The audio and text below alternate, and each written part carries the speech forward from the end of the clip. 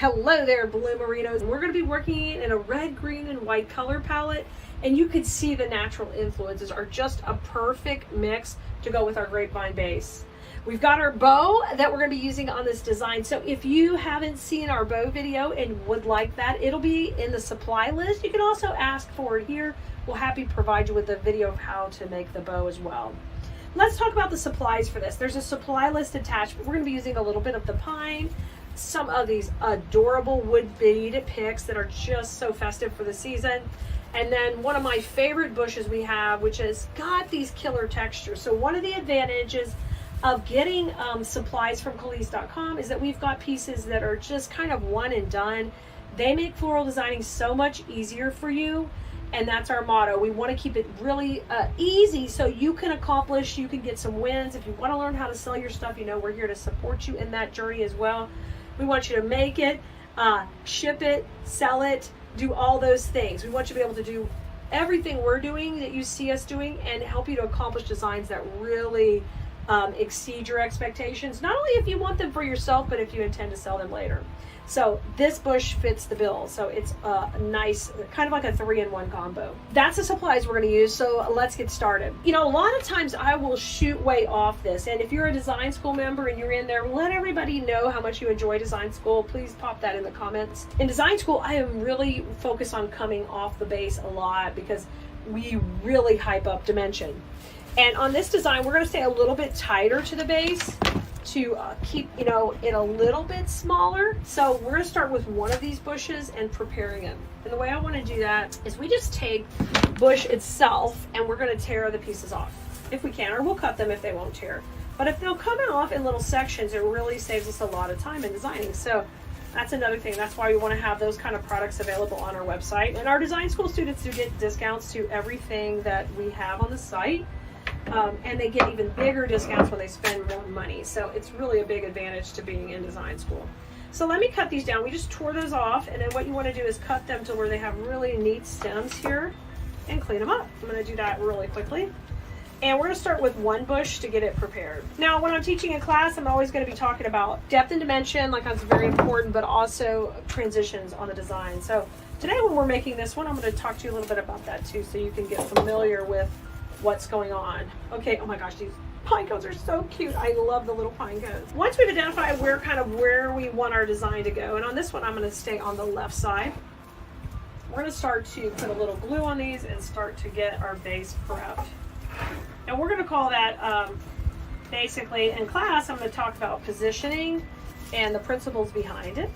So today we're going to be putting these in a similar manner, where we start to have really good placement and we separate them and start to get some good coverage. And these have all this fun texture going on in these twigs, so oh my gosh, we want to play with that. So I'm going to go up here, and this is what we call working above the transition, and that's what I'm doing right now. I'm working above the transition. And this will be a C-shaped design, one of my favorites, one of my best sellers. So the top part's in, let's work on the bottom part. These twigs are killer because we can come in and just do whatever we want with those. So I'm going to come now below the transition and start to work on the bottom, popping these in right here and just pressing those right in where I want them to go. Oh my gosh, look at the pine cones there. Super cute. I've got some pine cones still over here from our other supplies, but we'll use those in a minute. Let me tear off a few more pieces of our second bush. We may not need all of this, but I still think you're going to need 2 bushes.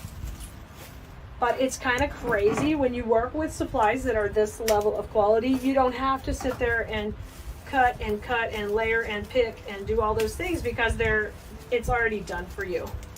The picks are made, they're prepared on the bush, and all you gotta do is break that bush apart, which makes it nice. So up here I've got that long one. I'm gonna put that same long piece that was at the top here at the bottom. So right here coming at the bottom is this one. I'm gonna bring it in. And I am kind of coming off the base a little, not quite as far as we do with our really dramatic pieces that I teach in class, but a little bit, okay? And let's come off with one shorter one right here. So once we have our section done above where the bow is going to go and then below, then we know we're ready to rock and roll with our next section, okay? Looking good. Our focal point are these adorable wood bead picks. They are really where we're getting the pizzazz from.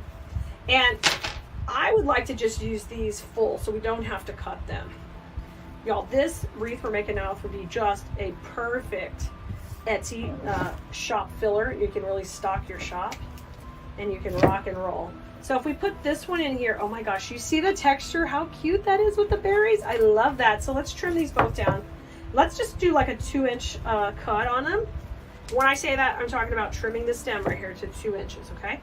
So if you're new, welcome. Please introduce yourself in the comments, say hello. We're so glad you are here. And let us know you're now a Blue Merino, and we appreciate you being part of our family. It's very important to me to continue passing on the art of creating and supporting other creatives just like you. And we can all do that when we're a community and we work together. So hold this just like this, and we're going to swirl this in our electric skillet. If you're unfamiliar with what that is, this is a little electric skillet, and it's actually made for cooking, but we're using that to hold hot glue. So when I put my hot glue in it, I just really have to watch the temperature and make sure I supervise it just like if I were cooking. But the cool thing is, it is so nice to keep my glue hot, and I never have to pull any triggers. I'm big on that. When I was younger, I had a couple of wrist surgeries from overcrafting. I was playing sports too, so I had two things going on, but I also was making a whole ton of angels and cutting and cutting and cutting and cutting and cutting and cutting. And then when one hand got messed up, I started cutting with the other hand. So what I learned is it's better to do motions like this where you're not pulling a trigger and you can use your whole arm to do it. So that's when I switched to using like things like the electric skillet instead of just a glue gun. So you see the berries went above and they went below. Y'all, oh my gosh, this is so pretty. This is so pretty. So simple, but so pretty. So I think we're going to save these for another project because those are more than what we need. And what we're going to switch to is we're going to switch to this gorgeous pine, and it's going to layer on the foreground. So when you have a wreath, you have the background, you have the middle ground, and then you have the foreground. And I like to really play with your eye. That way, you know, you can use less supplies and you can come out with pieces that are just as gorgeous with less supplies, but look clean and neat. And when you do that, you'll be shocked at the demand for your product. Okay, I'm going to pop this a little bit in front, but kind of sideways to these berries. And we're going to mix in this pine. Now what we did is we just created some depth because we've got some pine below the berries and some behind. So play with that when you're putting things in. They don't always have to go in the foreground. Some can go in the middle, all right? So, oh my gosh, you see the difference? You see how that looked great before, but now, boom, the quality, the value just popped up another level. All right, let's put the bottom piece on. Can you believe how quickly this is coming together? This is so fun. Now, every time you get a pick or a spray, whether you get it from Keleas.com or you buy it from somewhere else, you've got to fluff it. You've got to maneuver it. And if you can't fluff it, it's because you're buying stuff from people who carry cheaper knockoffs, and you need to get better quality product where it has those wires and it's got a stronger support in it, because hey, that's what's going to make your work stand out. All right, and even if it's going on your own door, you want it to look really nice, and you know, the next level. You like to craft, but you don't just, you know, you're not a good dollar store crafter. You are a next level crafter, and you want to always make it look the next level. Look at this. This is next level. That is adorable. Okay, I've got my pine cones still. We're not forgetting about the pine cones. Let's get that bow in, because that's really, you're going to see this cottage country style come full force. Are you ready? I'm ready. It has a cable tie. We're going to be tying it around, and I don't like to send those all the way to the back. I kind of just send them through one little section and bring it around. So let me do that. It's a little tricky. Maybe you can see here. See, I really don't want it showing all the way through the back, so I just take a little section, especially on the side. I don't want to see it. Okay, so we kind of hide it in there. See it coming through? Now I'm going to grab the end of the cable tie. And you might consider 12-inch cable ties for the backs of your bows. They're just a little easier to work with. When we were doing really high production on Etsy, and that's all I did before I started teaching, was selling thousands of wreaths every year, hundreds every month. What I would do is save ourselves some time by getting that longer cable tie in the back. Look how cute this is. Now this is a really full funky bow. So what you've got to do is get in here and spread it out and make, oh my gosh, so cute. It looks so fresh, so cottagey, so really cute. Now take your pine cones. That's going to be our last little touch, and we're going to want to use those kind of tucked in here to the bow for a little bit of fun. And they're each on their own little stems, so take and get them in here, get them in the electric skillet, and let's just put one on the bottom of the bow here, right down. Oh, that's so cute. And one right above. This is such a fun wreath to make, and you can see it's come together really quickly.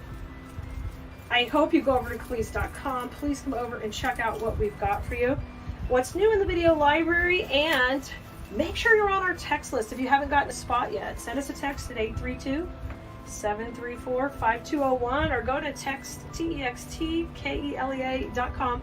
Send us the word VIP. We'll put you on the list, and whenever we're doing another project, I will send you a text.